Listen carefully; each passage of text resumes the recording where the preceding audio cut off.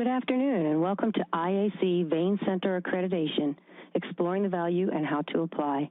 My name is Kelly Bear and I am the Creative Design Manager with Marketing Communications at IAC. Before we begin, I'd like to take a moment to review a few technical matters and let you know how you can participate in today's session. We would like today's webinar to be interactive, so we encourage you to submit questions. To do so, make sure the left side panel is clicked open. At the bottom of the left panel, click on the Q&A icon, and the Questions panel will appear. Please submit your questions anytime during the webinar, as we will be monitoring questions throughout the presentation, and we'll try to answer as many of them as possible during the Q&A period. Also at the bottom of the left side panel is the Resources icon. Click on this icon for links to today's handouts, which include a PDF copy of these PowerPoint slides. Select each file name to initiate download of the handout. Lastly, in the lower left, please note the Home icon. If you experience any technical problems during the course of this webinar, you may click this icon. A tab labeled Technical Support will list a brief FAQ along with the phone number for webinar support. For those who like to take notes during the presentation, look to the right of the slides and click the tab labeled Open. There you will see a white text box where you can take notes on today's webinar. These notes will be emailed to you automatically at the end of the session. To be eligible for the SVU CME credit, you must be registered, logged into this webinar, then complete the survey. The survey will open automatically at the conclusion of the live session and be available from the Pro Library's website for 3 business days. If you are viewing this webinar in a group, please be sure you are also registered and logged into this webinar on your own computer so that we have record of your attendance today. Today's presentation is being recorded and will be posted at a later time for on-demand viewing. This presentation is intended to help facilities gain a better understanding of the IAC application process. With that said, I will now turn this webinar over to one of today's speakers, Marge Hutchison, IAC Director of Accreditation for Vein Center. Marge? Thanks, Kelly. I just want to take a minute to welcome everybody to the very first IAC Vein Center Accreditation webinar. This is just a quick view of the things that Kelly just talked about. If you have any questions about this, we'll be glad to help you out with that.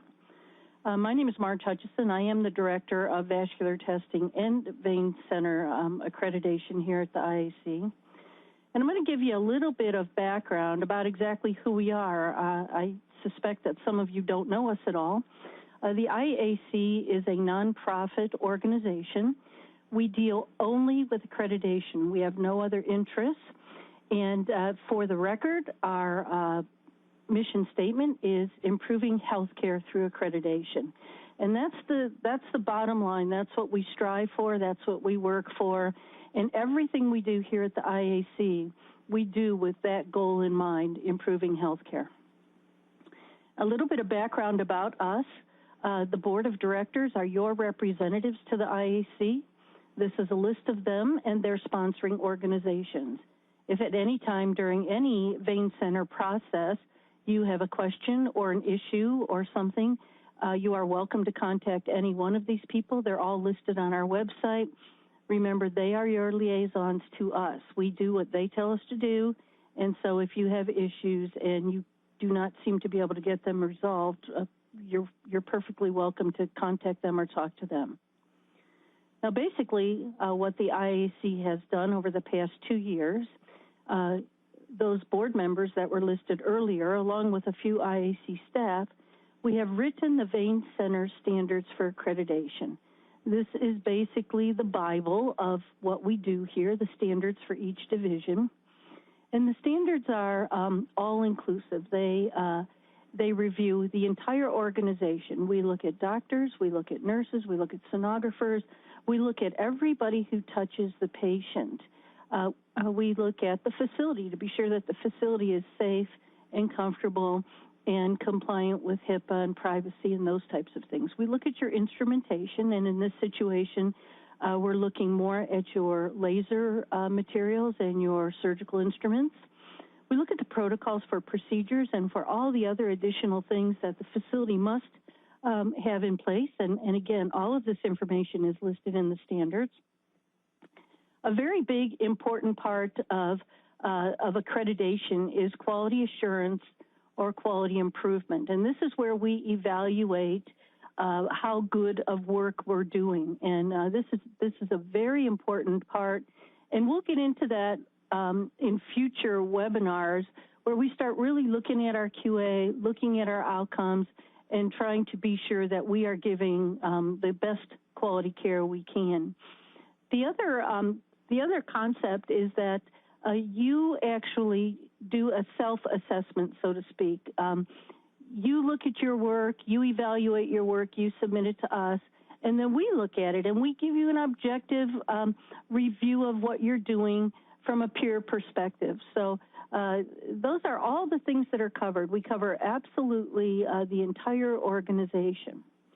Now, when you do submit your application to us, it goes through a very detailed process here. It comes into the facility, it comes into the office, and we go through the application to be sure it is complete. We don't necessarily at this point look for compliance, only that it's complete and everything is there for the reviewers. Once it goes to the reviewers, they have 4 weeks, and each application is reviewed by 2 independent peer reviewers who do not know who each other are. Nobody knows who they are. It's strictly confidential review of your application. Those 2 reviewers send a report back to me, and then a report is generated based on those 2 reviews. That report then goes to the board of directors for their review, and they vote on the decision for the facility. Should the facility be granted? Should the facility be granted temporarily, like for 1 year, so that they can address some areas that need process improvement? Or is that facility delayed, where they have some pretty good issues that need to be addressed? The accreditation, when granted, is good for 3 years, assuming you get granted on the first round. If you're delayed and you skip a couple months, you do kind of lose those few months. One thing specific to this division in the IAC is that every facility who submits an application to us will get a site visit. And I think you can probably appreciate why, because when you submit your documents to us, all we really are evaluating is what are you documenting on the paper, in your medical records, that sort of thing. The site visit, we actually come in there and see how you do your patient care. So that's a very critical part of the process. The IAC was actually formed under the first division of vascular testing, vascular laboratories, ICAVL. We went by a couple different pronunciations there, but this was all started in 1990.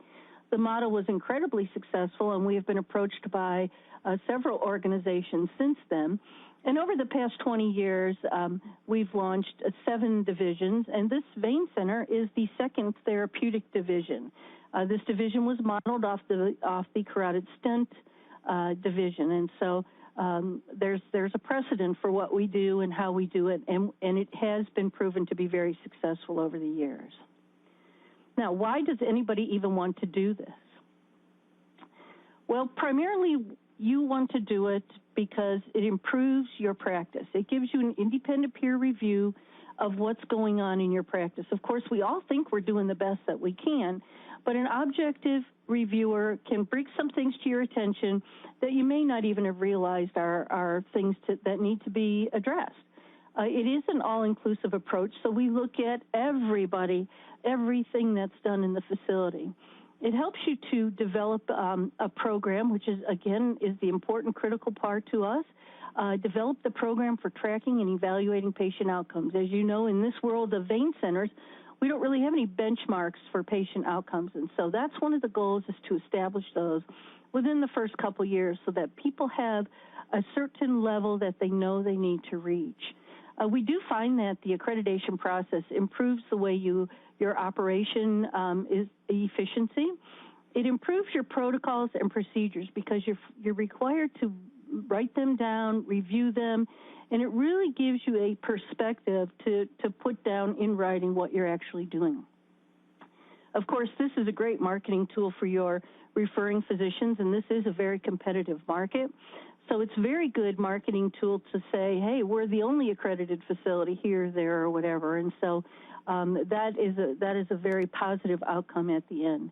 And then, of course, you're marketing not only to the referring physicians, but the patients in your community. And nowadays, the patients, they have a lot of choices, and all those choices are brought to their attention through the internet or local media or newspaper or whatever.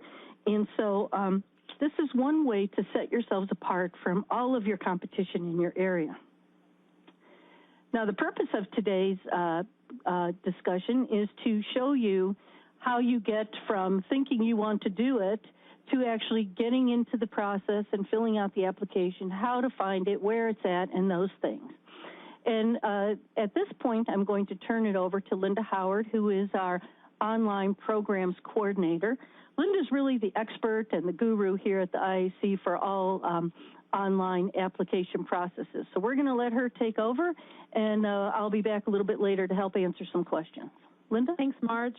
I'm here. Hi, folks. During this presentation, I will highlight a bunch of different features of an online accreditation account that you may use when you're completing an application. If you can see on the left side in your panel, there is a poll. If you would please go ahead and answer the question, how familiar are you with the IAC online accreditation portal? This will help us get a better feel for, for the audience and how familiar you are with online accreditation. So please choose the best response for yourself, for your group, and then we'll show the results. All right, so, boy, it's a pretty even split. There's about 30% that are not familiar. This is their first exposure. 14 people, 21% who answered the question are somewhat familiar.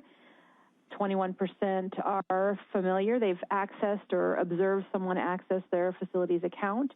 And 27% have completed and or submitted an application recently with IAC. So they're very familiar. That's great. That's great news.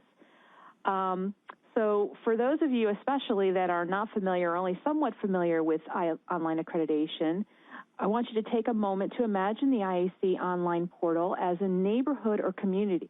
Each account is comprised of the account profile section and the modality-specific application questionnaire.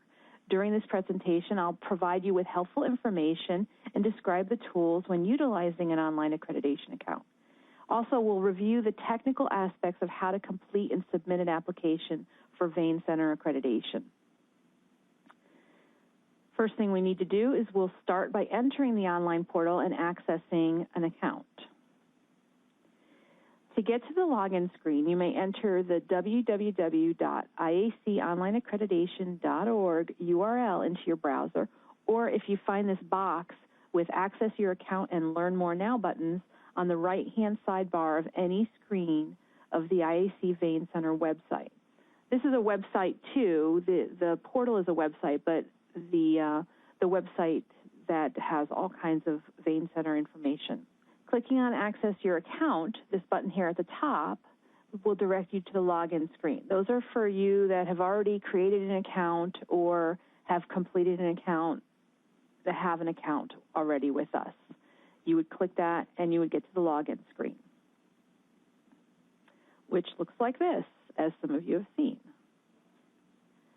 For those of you who have never created an account, your first step will be to click the Learn More Now button.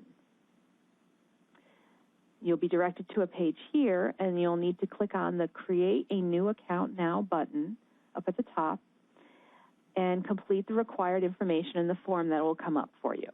Although most of you represent a single Vein Center only facility, some of you may be with a different modality or may be working on accreditation together with others in another modality at your facility.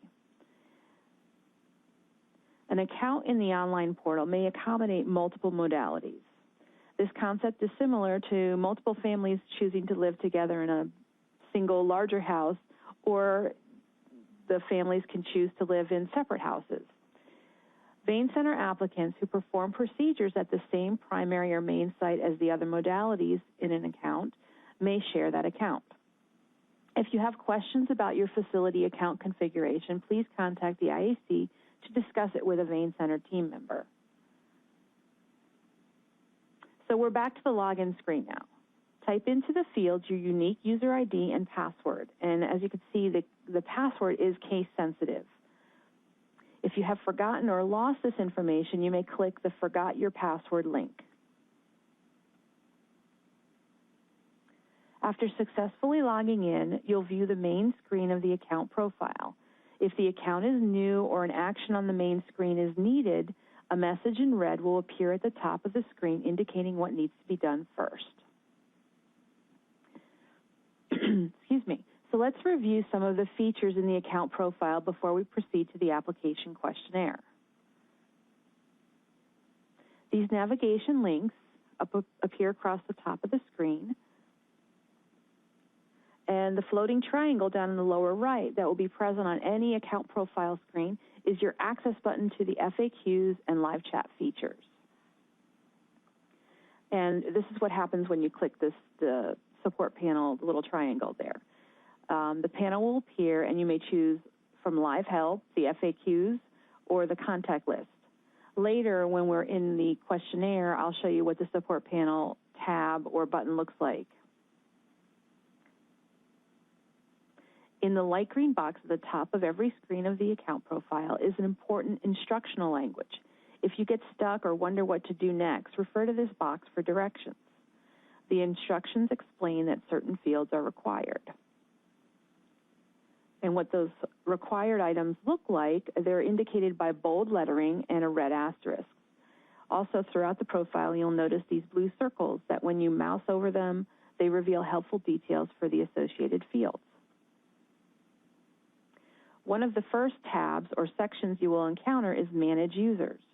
If creating a new account, the system prompts you to set up the first admin user.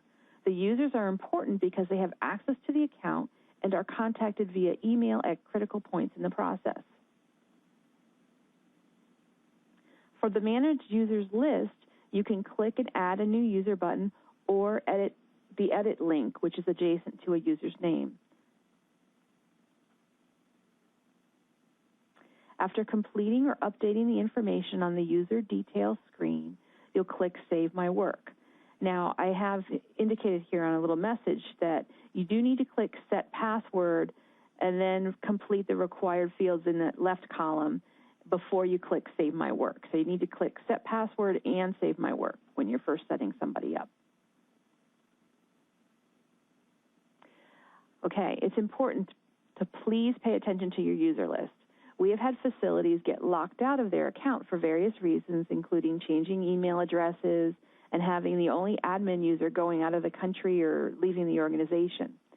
All accounts must have at least one admin user, but we do recommend that you have several people listed, and it is also important to keep it up to date. Similarly to Manage Users, adding and editing staff, sites, or equipment is relatively straightforward. As I mentioned before, the instructional language in the light green box provides guidance. On the Edit Staff screen, I have highlighted accreditation type for the staff member. Sometimes users miss these important boxes. At the bottom of the screen is the Continuing Education table.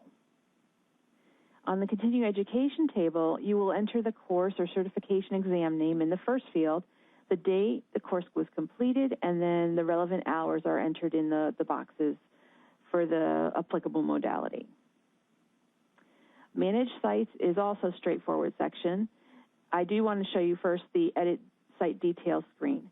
To edit your site, you will click the underlined edit link adjacent to the status column on the Manage Sites tab. Hope everybody can see that. There's an arrow pointing to it. All the pages are very similar in that way. One common error when you're working on the edit site is that users forget to check off the little acknowledgement box in the middle of the screen. It's important to remember that all required fields must be completed, and you'll get a little error message that'll come up that if you haven't completed something. Generally, it comes up at the top of the screen, so you'll want to scroll up or down just to take a look if you're having trouble. To add a piece of equipment, click on the button in the lower left of the screen. This is on the Manage Equipment tab. And Edit and Add Equipment Details page, you'll then need to choose the equipment type and enter some related and required information in a similar way as you would have to do on the other tabs.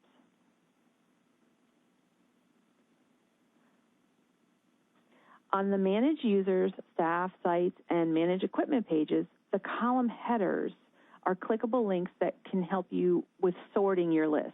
If you happen to have a lot of equipment or a lot of staff at your site, the header of the column is clickable, and you could click it and it'll sort by that column. So we've covered most of the account profile. Some tips that I can offer you include reviewing the text in the light green box on the screens, use the tools and refer to the on-screen messages. The required information must be entered, and remember to add the continuing education before submitting your application questionnaire. The last screen of the profile that I wanted to show you today is the Applications tab. It is on this screen that you will access the Vein Center Application Questionnaire. The checklist, the history, and the available action button are valuable tools. They're clickable, so you would just hover and click on those buttons to see the history, to access the Vein Center checklist, and to perform the action that you need to or want to do. When your status shows either in process or pending, and there is a green or blue play button in available actions, you'll be able to click the button to enter the questionnaire. So we've entered our site, staff, and equipment information into the profile. Now we're ready to complete our questionnaire. Let me show you that. Do know that when you open and look over the questions listed in the questionnaire, you may notice that many details entered into the profile were established in the questionnaire. Upon entering the questionnaire, you notice the list on the left side of the screen with yellow exclamation points and green check marks. This is referred to as the navigation tree. For those of you who have seen or completed an IAC application questionnaire in the past, you will notice that the Vein Center navigation tree looks very small or short when you first start it. The reason for this is because of the volume requirements questions, and this is what appears when you hit Next. After answering and saving the information for volumes requirements on the first screens of the Vein Center application, the tree will open up and you will have the ability to see the other sections. It'll look like this. On the right side of the screen, remember I told you earlier I'd show you where the support panel is the support panel tab. It looks a little different. Before it looked like a triangle in the lower right. Here it's going to be on the right side. So just like the triangle, when you click on it, it will open up the tab and you can choose what kind of help you'd like. The previous, next, and end buttons are very important in the questionnaire. These buttons are your save buttons. When you complete one or more questions on a screen and click one of these three buttons, the information you entered will be saved. Some of you may be wondering why the previous button is grayed out in two of the views on this slide. It is grayed out because you're able to return to a previous screen only when you're within a specific section of the questionnaire. Also on this slide, in the bottom box is a screen capture with the page that shows the print button for the attestations, so you can print those out. Do know, though, that you're not able to print out the entire application. A lot of people ask that question. You can print screens, and what we do recommend is that you do a right-click over the screen, and then you select print there. Or there's another feature in the tools, the available action tools. It looks like a red wrench that you can print the questions from the application. The standards are literally at your fingertips. When you click on or hover over the words, as it's in this little circle here, for a standard, a box will appear on the screen, and it'll actually scroll to the correct place for the standard that you wanted to see. So let's review what we've seen of the questionnaire so far. The questionnaire is a smart application in that what you've entered into the account profile populates the fields you will need. You can monitor your progress with the navigation tree and progress box that appears in the introduction and conclusion screens. Using the previous, next, and end navigation buttons will save your work. Standards are easily accessed by clicking or hovering over the links. Although you can click on the sections of the navigation tree, we do recommend that you proceed through the application questions from beginning to end, since some questions that are early in the questionnaire, like the volume requirements, impact whether you see or do not see other questions.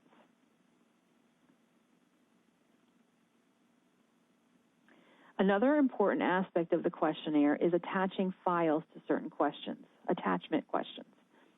When you have your document ready and you get to the question that you want to attach it to, click in the spot or radio button where it says Attach File. Then click the Browse button, select your file, and click Open. The bar will appear and show the file loading. Sometimes it goes really quick and you just see it very briefly. Upon a successful upload, you'll see the green bar and the previously uploaded document link shown in the bottom part of the slide. Our process dictates that all supporting documentation is electronically uploaded to the application questionnaire. You'll need a document scanner to create some of these files. If you do not have a scanner at your facility, you may want to consider obtaining a loaner machine or taking your documents to an office or copy store that can scan them in and provide you with an electronic file to use for upload. Only one file attachment is allowed per attachment question, and you need to use an accepted file type that is less than 5 megabytes or less in size. Since the zip files are allowable, or compressed files, they're accepted format, you may need to zip certain documents together and upload them to a single question. If you need help, contact a team member. What do you do if you uploaded an incorrect file and you want to replace it? What you'll need to do is repeat the process and upload the new corrected file to the question. What this does is it copies over or erases the old document that you didn't want and replaces it with your new document. Another important aspect of the Vein Center questionnaire in particular is the application requirements Part 2 section. No case studies are sent in at the time that you submit the questionnaire. As it explains on the screen, the required cases are selected after you've submitted your questionnaire.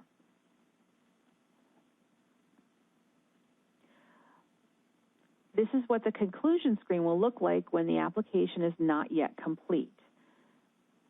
You'll only see the exit button, and in the box at the bottom, it will be clickable links that go back to the sections of the questionnaire that will need your attention. The navigation tree will have some yellow and some green sections. A completed questionnaire will have all green check marks, and the submit button will be present here on the conclusion screen. And this conclusion screen is immediately after the Part 2 screen. When you are ready, you will click the Submit button in order to proceed to the fee calculation page. And this is what that fee calculation page looks like. The next button you would click is Calculate Fee. And then you'd need to click Continue to Checkout button to see the cart, and you'll finalize your submission. It is on the cart screen that you may choose the payment method, either of credit card or mail check. So when you are submitting the questionnaire, the Submit button will appear on the conclusion screen, and all the sections will have green check marks in the navigation tree. It's best to follow the instructions provided on the conclusion screen and in the requirements Part 2 section. And once you submit the application, it's locked and you cannot make changes to the application questions that you've filled out.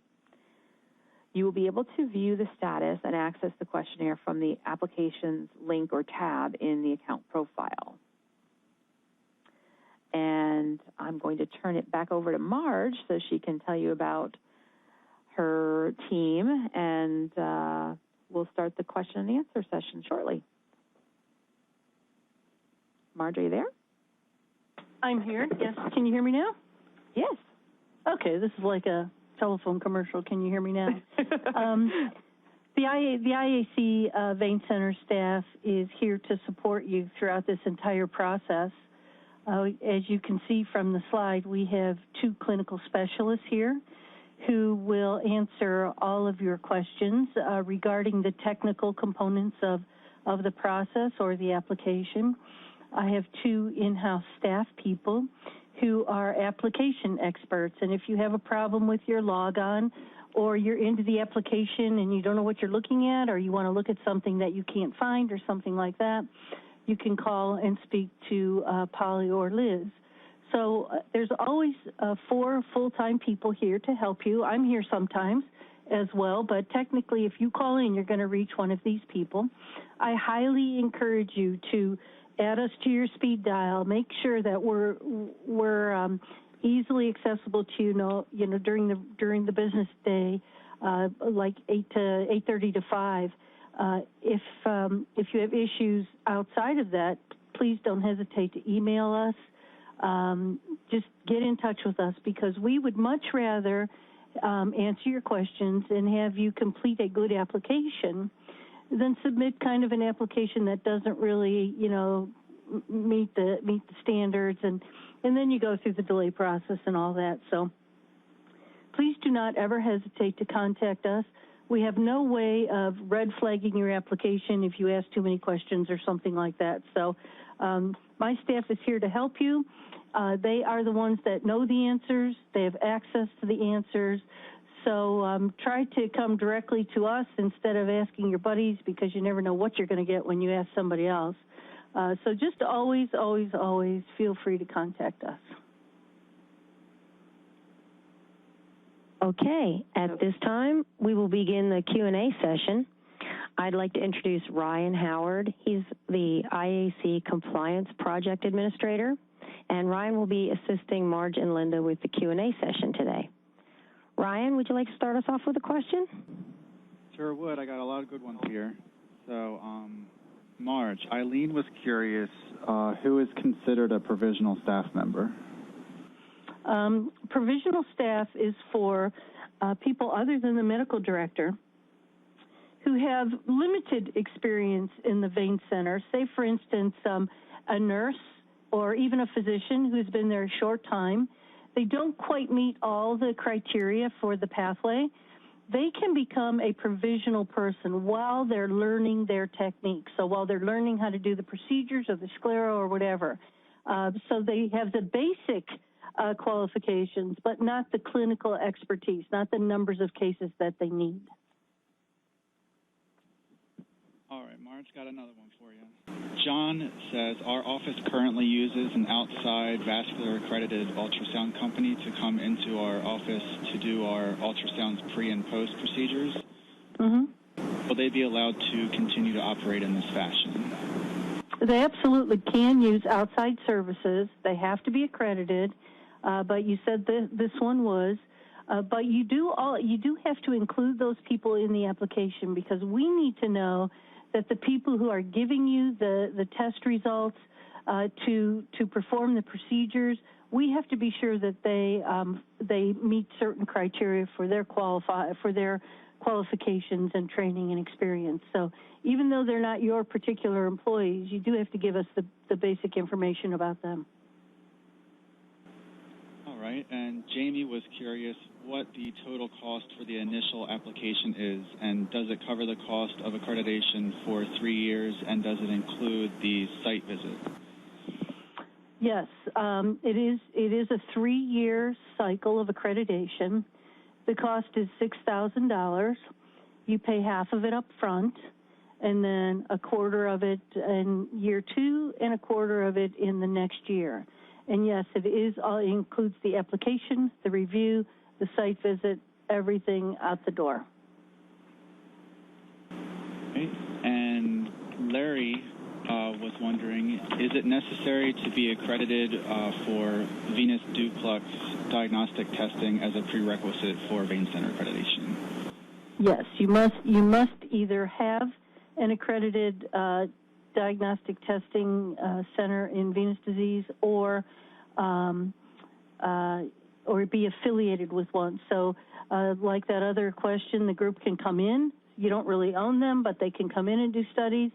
Or you can use, if you're in like an outpatient setting or something, you can use the hospital as long as they are accredited. And again, we're going to ask you to include the names and the credentials and the experience of those people that are doing those cases. Right. And Emily would like to know, are the volume of surgeries the number of veins treated or the number of surgeries? We can treat many veins in one surgery, she says. It's the number of patients. Okay. And Donna was curious. We have not been doing VCSS, only CEAP. Will that be a problem submitting the application? No, in fact, a lot of things that are in the standards you may not have been doing. But what we look for is that you realize that it is now required, and that moving forward you will start documenting these things or doing things according to the standards. But we certainly cannot initially hold you to standards that you had no clue about until just recently. So that will not delay you, but you must address the fact that you're going to do it moving forward. And when we come in for site visit, the site visits will all be done within the first 12 months, and we're going to look for all those things that you say we've never done it before, but now we're going to. We'll look at all that stuff at site visit to be sure that you have instituted the things you said you were going to. Jamie had a question that's kind of related to that, and Jamie was asking, what should they expect during a site visit, Marge? Okay. It's currently set up that 2 site visitors come into the facility. We'll be there approximately 4 to 6 hours. One of us will go with the physician into the procedure room and actually watch procedures. The other one will probably sit in an office or a conference room or something and review additional cases. We'll ask you to supply. We'll look at all the documents and all the protocols that you have attested to in the application. In other words, we ask you, do you have this protocol? You say yes. Well, when we come in for site visit, we're going to want to see that. So when you do have a site visit, we do expect you to be having your regular day of business. We do expect to see procedures. We do expect to see as much of the staff as possible on those days. And these are not surprises. They are planned in advance. You know we're coming. And so we can all work together to get the best idea of what's going on in your facility. We've got lots of great questions coming through, Marge, and some people are having a little hard time hearing Ryan. So if we can repeat the question when Ryan asks you. Okay. I have one from Matthew. It says, can laser fibers be reprocessed, sterilized, and reused? You can reprocess, re-sterilize laser fibers if they are approved to be multi-use. If by the company and the FDA and that sort of thing, they are not approved for that purpose, then no. And that's true for all the medical equipment, all the surgical equipment, everything you use. You can only reuse it if it is approved for that type of use. All right, Okay. And Connie was curious if their vein center can have co-medical directors. Yes, your vein center can have co-medical directors. Kelly wanted to know, do we need to add in all staff or just sonographers, PAs, radiologists?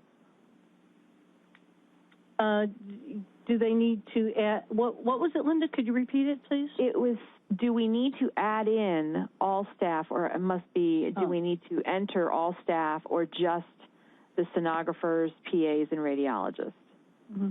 Yes, the application will have you enter all the medical staff and all the support staff, all the nurses, all the sonographers, all the NPs, all the PAs, everybody who has direct patient care must be added to the application.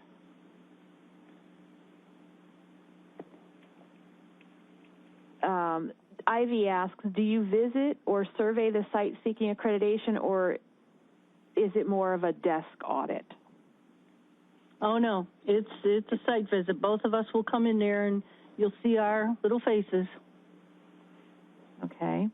And Catherine has a question. We are accredited in Venus. Is this a separate accreditation for Vein Center? Yes, because your Venus accreditation is regarding the diagnostic workup of the patient. Vein Center accreditation covers the actual invasive procedures that are done to the patient. So they're really way two different things. And honestly, the vascular testing Venus application will not look at anything to do with Vein Center.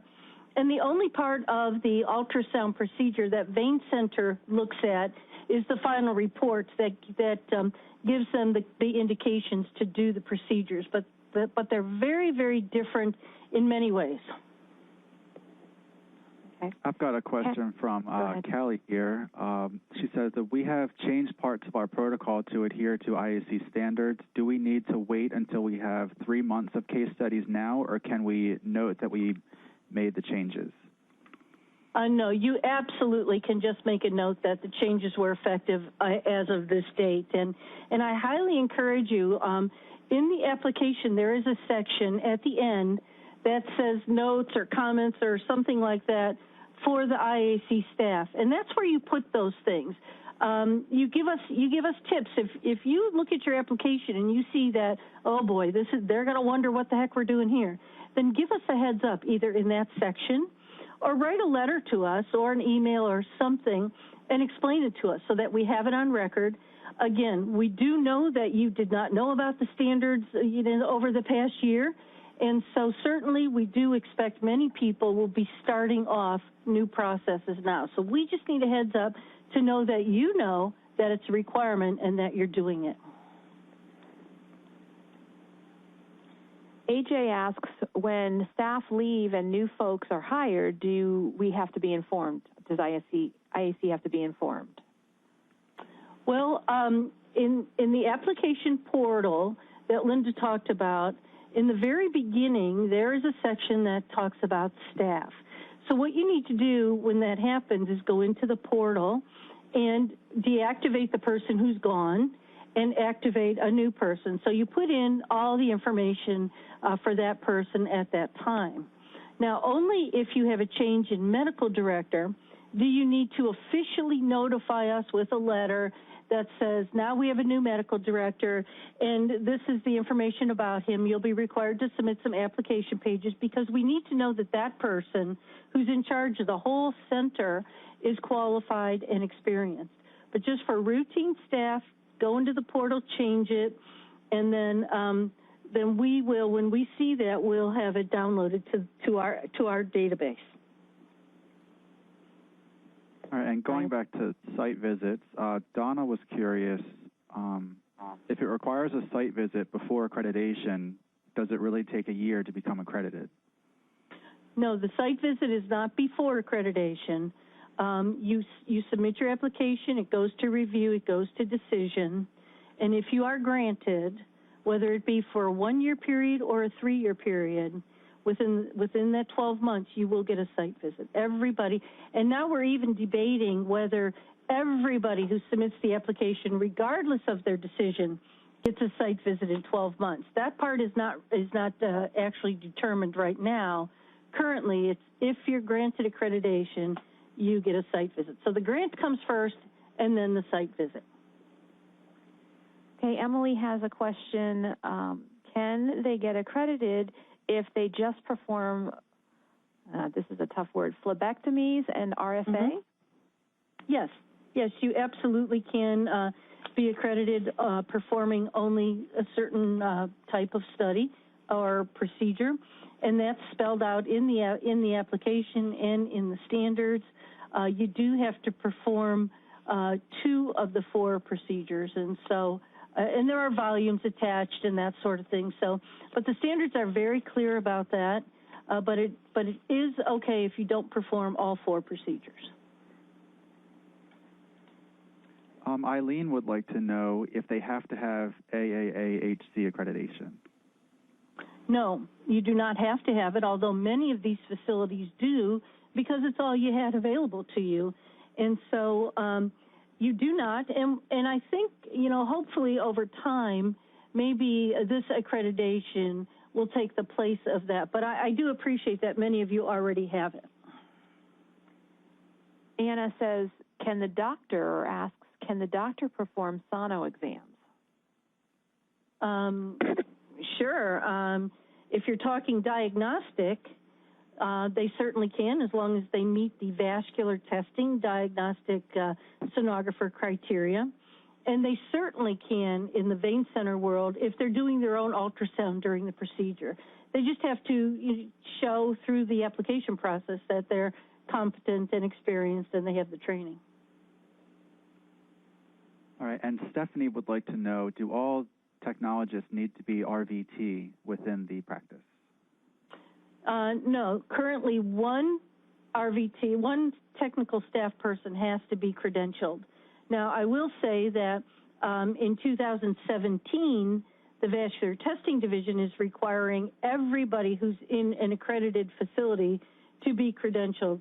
So that will cross over into this, of course, because that's the Diagnostic Testing Division. But currently, it's only one person has to hold that credential. Marge, can you elaborate a little bit on when the site visit occurs, like when people can expect to get their site visit?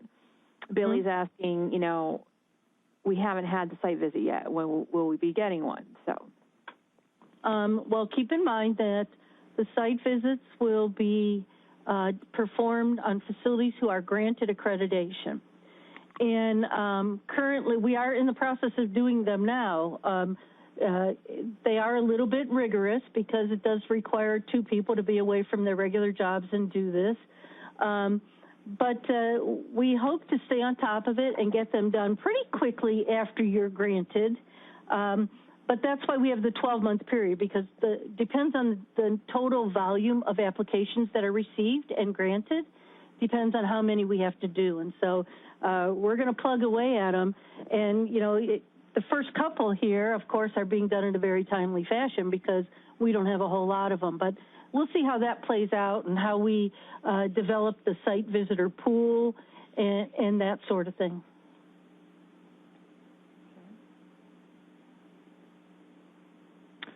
Robert would like to know how many accredited vein centers are there at this time? At this time, there are 3 accredited facilities. Lots of people have started accounts and are working on their applications. Right. I don't know if you have that statistic off the top of your head. Oh, yeah, we currently have 67 applications that are started. We have 10 that are actually in-house in different processes of the review process. Some are in the beginning, some are in the process of being reviewed, and some, I think we have 3 going to decision in February. So we're plugging along.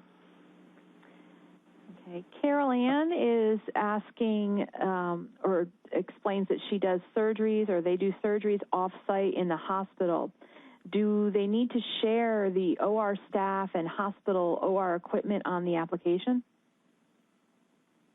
That's interesting. I would suggest that person give us a call so that I can get a few more details, because that's a little bit of a unique situation, and I really would have some more questions to ask. Wayne would like to know, in regards to venous imaging, can all images be on a disc rather than a hard copy? Oh, absolutely. Donna wants to know, is the facility, does it have to be registered as an ambulatory surgery center? No, they do not. That's similar to the AAAHC question. You don't need that. Many people probably have that as well, but we do hope that the accreditation process does not, at some point, takes the place of that, and you won't have to have two. Kelly was curious, when we mentioned follow-up for patients for wound care, what type of follow-up is recommended? And will progress notes from the WOC office be sufficient? Mm-hmm. Yeah, if you're doing wound care, but you're sending it somewhere else, you're not doing it right there, you don't have your own wound care center there, we care about the fact that you have a plan for when you send the patients to the wound center and that you have a plan to follow them up at some point. We don't really have any prescription about how to treat them, when to treat them, or anything like that. All we want to do is be sure that you have a policy that says when a patient gets to this point, or when we're done doing all of our procedures and the patient needs wound care, they go to a designated wound center, and then we follow them at a certain point to keep track of them, because technically you're their caregiver still, and you do want to stay on top of the recovery of those ulcers. Anne's and question. Emily was wondering, can we send in our CMEs later if we don't have them upon submission? Well, that's a little bit tricky. You can, as long as you realize that if we do not have your CME, by the time your application goes to decision, you will be delayed until you submit that. Technically, those are qualifying CMEs because you're all first-time applicants. So technically, you must have those to qualify. And so even if you submit your application, you will not be accredited until those qualifying CMEs are submitted. Anna asks, is sclerotherapy treatment also included? Yes, sclero and ultrasound-guided sclero.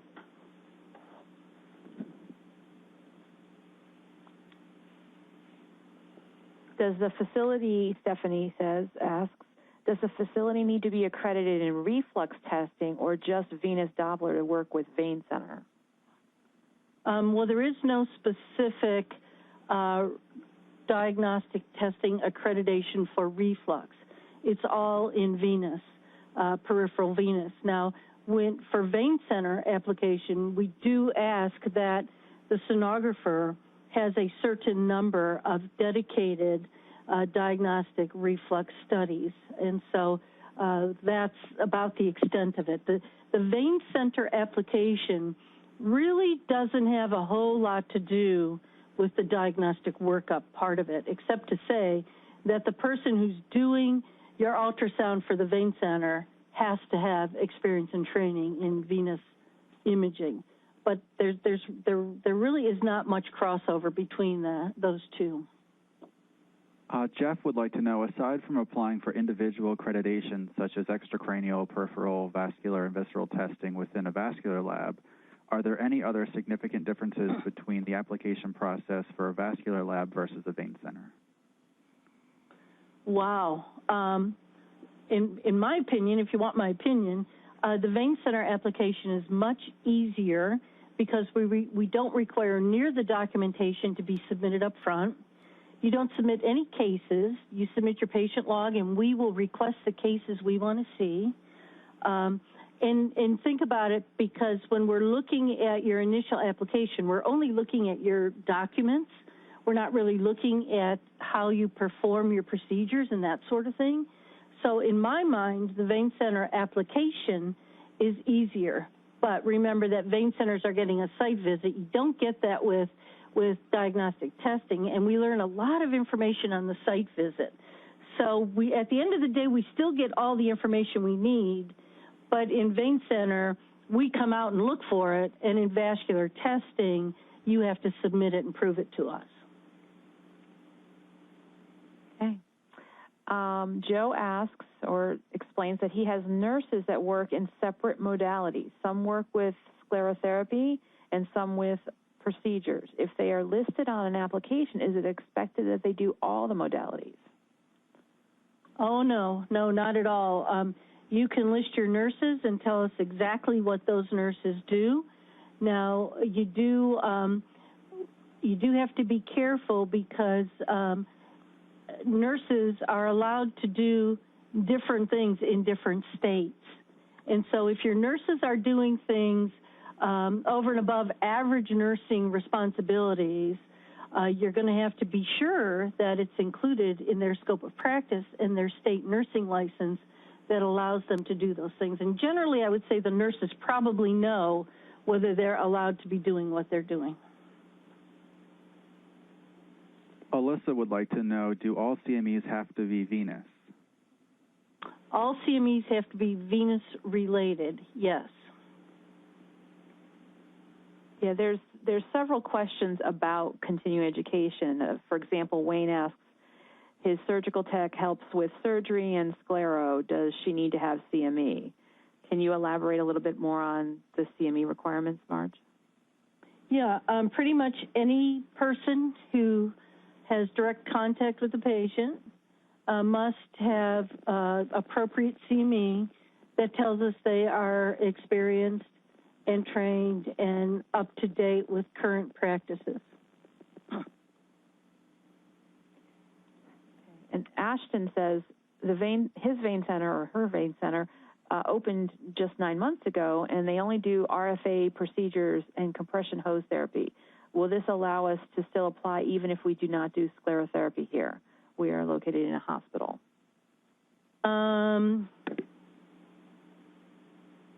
You only do RFA procedures, compression hose therapy. Yeah, the compression hose, they don't really count as a procedure unless it is part of the wound care process. I would like to talk to that person, but right off the top of my head, having no additional information, I would say no, because they're only performing 1 out of 4 procedures.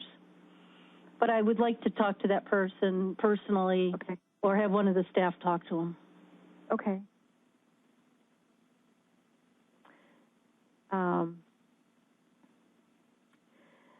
Connie says that as a nurse, we have nurses that work in cardiology and in the vein center. They have to have 20 CEUs. So do they need additional 30 CEUs for veins? And this, again, like I was telling you, there's lots of CME questions. Yeah. They don't need additional ones if the current 20 they have are related to venous disease. And some nursing programs, they don't really care what your CME are in as long as you have them. And they're, of course, related to nursing and that sort of thing. But for venous testing, for venous vein center accreditation, you do need to have the 30 CME dedicated to this specialty. Callie was curious, are they to send case logs on all venous patients or just the patients having procedures? Well, what we ask you to do is send us your patient logs, depending on your volume, for either the previous 60 or 90 days or whatever. So that probably does include all patients that come in, because it's just something you generate from your computer system, and then we will pick the cases from there. So even if it includes people that are not really there for a procedure, we'll exclude those on our own. I think, in my experience, it's easier just to send the complete list of everybody that's come in, and then we'll weed through it. There's a lot of questions about volume requirements. Like Donna is asking, when submitting 30 limbs, can this be one patient's right and left limb? Can that count as 2, or is that just 1? Well, when we talk about vein center, we talk about patients. We don't talk about limbs.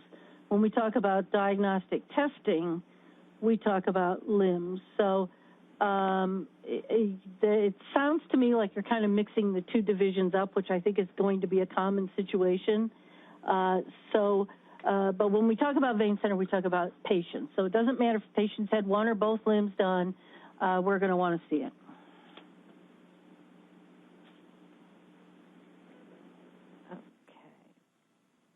Okay. Marge, going back to CMEs again, there's lots and lots of questions about CMEs. Does certain people need CMEs? Does a scrub tech? They only have one RVT. How did she get CMEs? Do you have any directions, suggestions, recommendations for how people can obtain CMEs for vein center accreditation? Well, I'll tell you what, there are a lot of organizations out there who have CME meetings, and I know a lot of people are on budgets, and so you can order CMEs off the internet. I would personally check with your equipment reps, your laser reps, those kind of people. They may have some CMEs for you.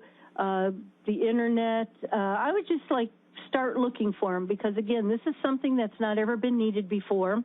And so I suspect what will happen is a lot more companies will start producing these CMEs since they're required. So you just got to kind of search them out and use all your contacts to see who can help you with that. Now, we do, when we're notified and they meet the criteria, we do post CME opportunities on our website as well, but I'm sure you can appreciate that we don't have that many on there now. Related to CME again, and I apologize, but there's just so many questions coming in. People are asking about SVU. Does that apply? Does the VEITH meeting or Society for Vascular Surgery meeting count as venous CME? Do you know? They count. If you go to a meeting like VEITH or something like that, and you have 23 credits, but you know for a fact that you only spent 2 hours in a venous meeting, then you can only take 2. Now, this is, again, on the honor system, but you can go to a bigger meeting and break it down and only tell us about the ones that are applicable.